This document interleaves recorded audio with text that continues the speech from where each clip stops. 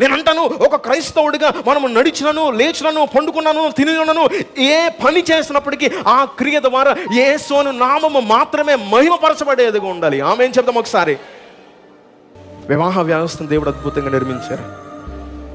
నేను అందుకే మొన్న కూడా మాట్లాడుతూ టీం మీటింగ్లో అంటున్నాను, పెళ్లి చేసుకోవడం ఆరాధన, పిల్లల కంటం ఆరాధన, అన్నం తినటం ఆరాధన.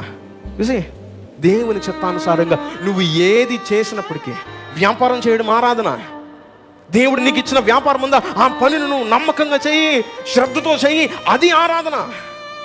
నీకు దేవుడు ఒక చేతి పని ఇచ్చాడు, ఆ చేతి పని శక్తి కొలది లేకుండా మంచిగా చేస్తా ముందుకు వెళ్ళు, అది ఆరాధన. ఒక మాట అంటాను, దేవుని నామానికి మహిమ వచ్చే విధంగా ప్రతి క్రైస్తవుడి సమాజంలో జీవించేవాడు ఉండాలి. ఆ ఆరాధన నా దేవుడు అంగీకరించేవారుగా ఉంటారు. స్తోత్రాలు చెప్తాం ఒకసారి దగ్గరగా.